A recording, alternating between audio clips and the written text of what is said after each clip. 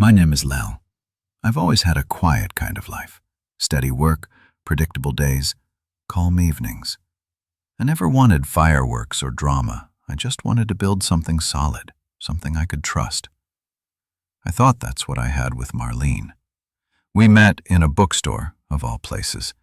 She was browsing the psychology section looking for a book her therapist had recommended. I made some awkward comment about Freud and his obsession with mothers, and somehow that turned into coffee, then a long walk, and then 5 years of marriage. We weren't flashy. We were dependable, or at least I thought we were. Looking back, the signs were there, only I didn't want to see them. She'd started dressing differently. More makeup, more nights out with friends I never met. Conversations felt thinner. We'd be in the same room but miles apart. I asked if she was okay. She'd say she was just tired. I offered to plan a weekend trip, something to reconnect. She smiled and then checked her phone mid-sentence. I remember one night clearly. We were sitting on the couch. I reached for her hand and she pulled it away like I burned her. She didn't even notice. That's when it hit me. She wasn't pulling away from the touch, she was pulling away from me. I wanted to believe it was just a phase, that marriage naturally has its winners. But winter became frost, then ice, then silence. And finally that silence cracked open. She didn't tell me about the affair. I found out by accident. It was a Tuesday. I had come home early from work because of a power outage at the office. She wasn't expecting me. Her purse was on the kitchen counter. Her phone was face up. A text came in. Last night was amazing. I keep thinking about you. From someone named Braxton. My heart didn't race. It didn't sink. It just stopped, like a clock that knew time didn't matter anymore. I didn't open the phone. I didn't storm out. I stood there staring at that one line, wondering how long she had been gone while still sleeping next to me. When she walked through the door 10 minutes later, I looked at her like I didn't know her. And maybe I didn't. I asked who Braxton was. She froze, just blinked, then tried to lie something about an old college friend, but her voice shook, her hands trembled, and suddenly she didn't seem like the confident, distant woman I'd been living with. She seemed scared, caught, small. She cried that night, told me it wasn't serious, that it was just something that happened, that she didn't mean to hurt me. I nodded like I was listening, but inside, everything was collapsing. Not because she cheated, but because she chose someone else when I was still trying. I didn't shout. I didn't pack bags. I told her she needed to decide what she wanted, and I would quietly leave if I wasn't it. She chose him. 3 days later, I was gone. A small apartment, a single suitcase, and a head full of questions I didn't know how to answer. I didn't tell my family, didn't post anything. I just vanished from her world. And she didn't reach out. Not then. Weeks passed, then months. Life became routine again, but lonelier. I started walking in the evenings just to keep the walls from pressing in. I began journaling just to stay sane. Some nights I'd sit on the edge of the bed and stare at nothing for hours, just wondering how someone could stop loving you so quietly. And just when I started to feel like maybe I'd survived it, I got a knock on the door. It was Marlene, and behind her eyes, something had changed. When I opened the door that evening, I wasn't expecting anyone, certainly not her. I didn't even recognize Marlene at first. She looked like someone who had run from a storm. Wet hair, no makeup, clutching a canvas tote to her chest like it was armor. For a moment, I actually thought I was dreaming, that somehow my brain had conjured her up as a sick test. But the sound of her breath, shaky and real, reminded me this wasn't a memory. I didn't know where else to go, she said softly as not meeting mine. I didn't answer. I didn't nod. I didn't open the door wider. I just stood there like stone, unsure whether to let her in or let the moment die where it stood. She waited for me to say something, anything. And when I didn't, she dropped her head and whispered, "I'm sorry." It didn't hit me the way I thought it would. That word, sorry. It didn't unlock anything. No relief, no fury, no collapse. It just echoed between us like an apology shouted into a canyon, too far away to reach me. Eventually, I stepped aside, let her in.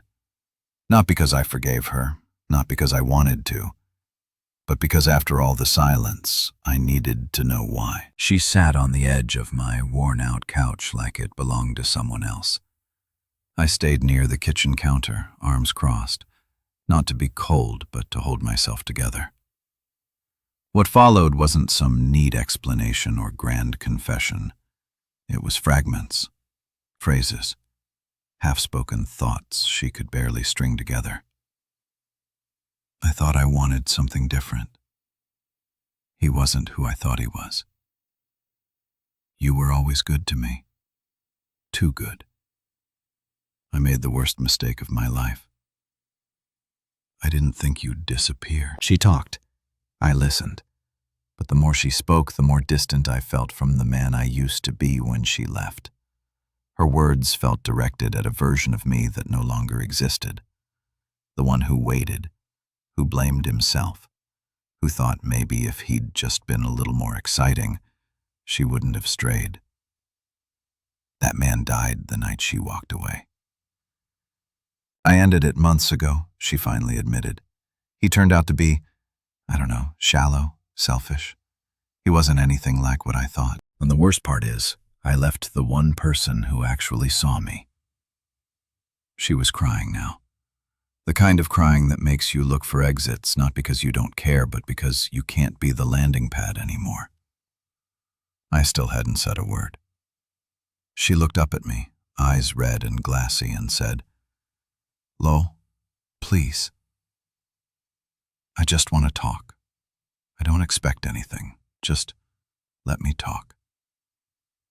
And I told her this. You've already said more than I expected, but the truth is I don't know if I want to hear the rest, because the more I hear, the more I realize I'm not who I was, and I don't think I want to be again. She went silent. The clock in the kitchen ticked louder than her breathing. Finally, I said, "You can stay for now, but that doesn't mean you get to stay here." She nodded. But what she didn't know, what I hadn't told anyone, was that I wasn't just rebuilding myself these past few months. I had already started something new, something no one knew about, and it was about to change everything. She didn't bring a suitcase, not a toothbrush, not even a jacket. Just that tote bag, overstuffed and wrinkled like her expression, slung over one shoulder like it carried all her regret. I made her tea, not because I cared if she was cold, but because I needed something to do with my hands. While the water boiled, she walked around my apartment like someone trying not to touch anything, as if the furniture might accuse her. She paused at the bookshelf, ran a finger along the spines. Some were ours, leftovers from the life we dismantled. Some were new. The kind of titles she used to roll her eyes at. Quiet things, solitary voices. I changed. The kettle whistled. I didn't turn it off right away. When we finally sat down, the air between us felt too wide for words. She started to speak and then didn't. Again and again, her breath would rise, then collapse into silence. It wasn't awkward, it was careful, like walking across ice and not knowing where it might crack. Then she said something that caught me off guard. "I kept dreaming of your quiet." I blinked. "What do you mean?" She stared into her tea as if the surface would answer for her. "He filled every room with noise. Jokes, music, opinions. But it always felt like he was trying to drown something out. With you, it was the opposite. You could sit still. Let silence be real. She looked at me. Really looked. That scared me. Lel, back then. I didn't understand it. I didn't respond. Partly because I didn't know how, but mostly because I'd spent so long earning my silence, and I wasn't about to give it up again. She told me things about him, about how quickly the illusion faded, how charm turned to control, laughter to manipulation, how it took her months to realize she hadn't chosen a man, she'd chosen a mask. He made me feel wanted, she said, but never safe. I kept my hands wrapped around my cup, letting the warmth reach my knuckles. I didn't offer comfort or pity or judgment, just space, because part of me, the part she hadn't broken, was still watching, still waiting to see if this was real or just another escape route for her. Then came the question I wasn't ready for. Do you ever think about what we had? I set my cup down carefully. I think about what I thought we had, and that was the line that split the room. Because the truth is, I'd done more than rebuild. I'd grown into someone she wouldn't recognize, someone who didn't need to be forgiven or remembered, just respected enough to be left alone if that's what he chose. But I didn't say all that. Instead, I stood. I need to walk, I said. She looked startled, maybe even hurt, but I didn't wait for a reply. I grabbed my coat and left out into the cold, past the familiar sidewalk cracks, past the mailbox I never used, into the street-light hush of evening. And as I walked, I told myself I won't go back to being the man I was, just so she can feel less guilty about leaving. What I didn't know, not yet, was that Marlene wasn't going to leave after that night. She had come with a plan, but not the one I was expecting. 3 days. She stayed for 3 days. Not because I asked her to, not because she begged, but because neither of us said the words to end it. Not again, not in that quiet, unspoken way we'd perfected. I kept waiting for her to unzip that tote bag, to pull out something ordinary. Pajamas, a phone charger, a toothbrush that smelled like peppermint. But the bag just sat there, unopened, like her arrival was only ever meant to be temporary. The first night she slept on the couch, or said she did. I didn't ask. The second night she moved to the floor, curled up in a blanket with her back to the TV, which played muted cooking shows into the dark. The third night she didn't sleep. I saw her silhouette at the window at 2:17 a.m., watching snowfall gather in soft piles on the cars below. And me? I pretended I wasn't keeping track. She cooked once. Eggs, toast, and something that might have been an apology disguised as a side of fruit. She didn't eat. Just watch me across the table like someone staring at a locked door they used to have the key for. I didn't ask why she came. Not anymore. Because the longer she stayed, the clearer it became even to her that this wasn't about love.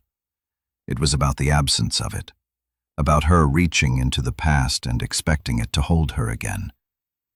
But the past doesn't hold anything. It just echoes. And eventually, it began to echo louder than either of us could stand. On the morning of the fourth day, I woke up to the scent of her shampoo in the hallway. It shouldn't have meant anything, but it did, because I hadn't smelled that particular scent since the week before she left. It struck me irrationally that she brought it on purpose. A bottle from the past, uncapped in my present, like leaving a fingerprint. I walked into the kitchen. She was sitting there, coffee untouched, fingers trembling slightly around the mop. "I need to say something," she said. "I didn't come here for you to take me back." I waited. She glanced at the bag by the door. "I came to give you something." I remember thinking it was going to be a letter or some symbolic item, a photo closure in a box. But she reached inside that bag finally and pulled out something that made my stomach tighten. A notebook. Mine. The one I'd lost during the move. The one I thought I'd accidentally left behind in the house before she took it over. Full of my sketches, my half-thoughts, letters I never gave her. "I kept it," she said. "I don't know why. Maybe I needed to feel like I still had a piece of you. Or maybe I just wasn't ready to let you go." She slid it across the table. I didn't touch it. "You could have mailed it," I said flatly. She nodded. I almost did, but then I read the last page. My skin prickled. I didn't remember the last page. I didn't want to. She opened it, turned it toward me, and read aloud. "If she ever comes back, I'll listen. But I won't rebuild the same house. I'll leave the ruins exactly as they are and build something new beside them." She closed the book. Her voice cracked, but her face stayed composed. "You were right even then," she whispered. I reached for the notebook finally and pulled it toward me. It felt heavier than I remembered. So did everything. I stood. "You've said what you needed," I told her gently. She stood too, but she didn't cry. She just picked up the bag, walked toward the door, and paused. "LOL," she said without turning around. "You were never boring. You were just real, and I didn't know what to do with real." Then she was gone for the second time. And this time she didn't leave anything behind. Not even the center of her shampoo. The apartment felt different after she left. Not heavier, not lighter. Just rearranged. Like someone had quietly entered while I slept and shifted everything 3 in to the left. I knew where everything was, but nothing sat quite right. The notebook stayed on the kitchen table for 3 days. I didn't open it again. Not because I didn't want to, but because I was afraid that if I read what I had written back then, back when I was unraveling, I'd start to feel like him again. And I couldn't afford that. I kept moving. Not fast, not dramatic, just steady. Like walking through fog with no real destination, just the promise that eventually it would clear. Work became my lifeline. The people there didn't ask questions. My coworker Jalin invited me to join his trivia team on Thursday nights, and for some reason I said yes. Not because I loved trivia, but because I needed to sit in a place where no one looked at me with pity or regret. One night after trivia, while walking to my car, I saw a woman standing alone beneath a flickering street lamp. She wasn't waiting for anyone, just looking up at the sky like she'd forgotten why she came outside. There was something in her stillness that mirrored mine. I don't know why I noticed. I don't know why I kept thinking about her after I drove away. But that was the moment I realized I hadn't truly seen anyone in months. Not really. Not since before the silence between me and Marlene began growing teeth. That same night I came home, turned on one soft lamp in the corner and opened the notebook. I read the first 10 pages without breathing.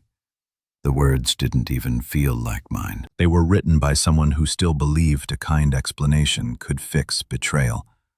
Someone who thought love was a structure that could be repaired with enough intention. It wasn't until page 22 that I found the entry from the day I left. It wasn't angry. It wasn't poetic. It was just a sentence. I don't know what hurts more, losing her or realizing she already lost me long before I noticed. I stared at that line for so long, the words blurred. I hadn't remembered writing it, but it rang true in a way most memories don't. Honest, raw, not polished for anyone else's understanding. That night, I slept without dreaming, and the next morning, I deleted her number.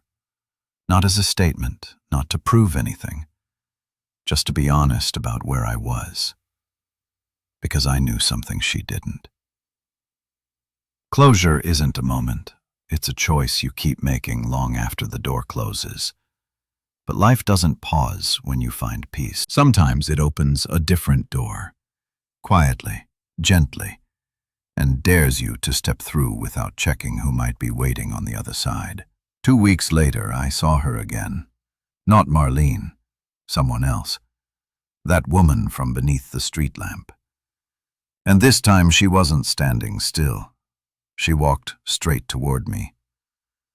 I was in line at the hardware store holding a box of cabinet screws I didn't really need when I saw her again. The woman from under the street lamp. Her hair was pulled back in a loose knot. A pair of sunglasses perched on her head like she hadn't noticed the rain outside. She was standing in the aisle by the electrical cords, flipping through a coupon booklet like it mattered. It didn't. I almost didn't say anything. I'm not the type. I usually keep to myself, let moments pass, let people walk away. But there was something about her stillness again. That same calm, that same deliberate slowness. I spoke before I thought. Did you ever figure out what you were looking at that night? She turned, puzzled at first, then smiled. The kind of smile that doesn't push itself too hard. You saw that? I nodded. You looked like someone trying to remember a name they hadn't spoken in years. She blinked once, then said something that startled me a little. I was wondering if the sky looks different to people who've lost something they didn't want back. We stood there, awkward and oddly quiet, the overhead lights buzzing faintly. Her name was Fern. That's what she told me a few minutes later in the parking lot. She said it used to embarrass her when she was younger, like I was born into a botanical garden, but now she liked that no one forgot it. I told her my name. She said it suited me. Then she looked at me like she already knew I had a story, but she wasn't the kind of person who'd ask for it on the first day. We didn't exchange numbers. She didn't suggest coffee. It wasn't a meet cute. It wasn't cinematic. It was peculiar, gentle, like standing beside a stranger at a bus stop and realizing they're humming a tune you haven't heard since childhood. That night, I went home and made dinner the way I always do. Quiet music, too much pasta. The apartment still smelled faintly like Marlene's shampoo, just barely in the towels or the fabric of the chair. I considered washing everything again, bleaching it out of the corners, but I didn't. Instead, I took the notebook from the shelf, not to read it, just to hold it. It felt lighter now. As I stood there with it in my hands, I realized something I hadn't been ready to say out loud. I wasn't waiting anymore. Not for her to apologize again. Not for someone to fix the pieces she left behind. And definitely not for some cinematic moment of renewal. I was simply present. And that felt strange, unfamiliar, like standing in someone else's life, wearing clothes that almost fit. The next afternoon, I saw Fern again. It was raining this time, really raining, and she was standing beneath a small awning outside a laundromat, holding a paperback book in one hand and a paper bag in the other. She didn't wave, just lifted her eyebrows in surprise, like the universe had played the same trick twice. I joined her under the awning without asking. She offered me a piece of orange gum. Then she asked, "Do you believe in coincidences?" I didn't answer. I just took the gum. Not everything needs explaining. Some things just need time. We didn't text. We didn't call. We just started bumping into each other over and over like two people circling a neighborhood neither of us meant to live in. I saw Fern again outside a used furniture shop.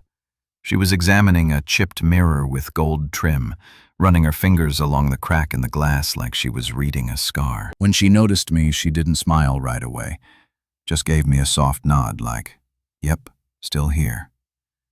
I walked over, asked if she was looking for anything in particular.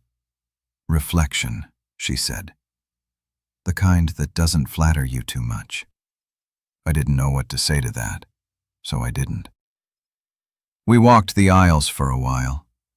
The store smelled like dust and forgotten stories. I kept waiting for her to ask me something personal, where I was from, what I did, whether I had someone in my life. But she didn't. That was the thing about her. She never reached for information like most people do. She waited to see what would rise naturally. Eventually, I told her I had been married. She didn't flinch, didn't lean in like she was hungry for details. She just said, "That makes sense." And somehow, I knew she didn't mean it in a cruel way. After that, we sat on a faded green couch neither of us could afford, not saying much, just watching the door swing open and closed as strangers drifted in and out of the shop. She asked me, "Do you think people ever really get past being chosen second?" The question wasn't about me. Or maybe it was. Maybe it was about both of us. But I didn't give her a polished answer. I told her I wasn't sure that I hadn't figured out if I was angry because I'd been left or because I'd stayed longer than I should have. Fern nodded like she understood something I hadn't even said out loud. Later that night, I walked home through a sudden gust of wind that carried broken leaves down the sidewalk like soft confessions. The streetlights bust. A stop sign rattled on its post. I felt something I hadn't felt in months. Permission, not joy, not closure, not attraction or direction or clarity, just permission to exist where I was without explanation. Marlene texted that night. It was the first message since she left the notebook. "Hope you're okay. You don't have to respond. Just thinking about you." I read it once, then again. Not because I missed her, but because I was checking myself, seeing if there was still a bruise to press. There wasn't. I didn't reply. And not because I wanted to punish her. It's just not every silence means you're waiting. Some silences mean you're done. I stared at my phone for a while, then set it face down on the windowsill. Outside, the city carried on without me. And that somehow felt just right. Weeks passed. Fern and I never declared anything. No defining conversation, no awkward lines to cross or draw. We just kept showing up in each other's lives like the spaces we used to wander alone had gently overlapped without asking for permission. One Sunday morning, I ran into her at the farmer's market near the edge of town. She had a bag of oranges and a tiny cactus in her hand, and she greeted me with a soft, amused expression like I'd interrupted a conversation she'd been having with herself. We walked together, tried samples of odd cheeses, talked about nothing important.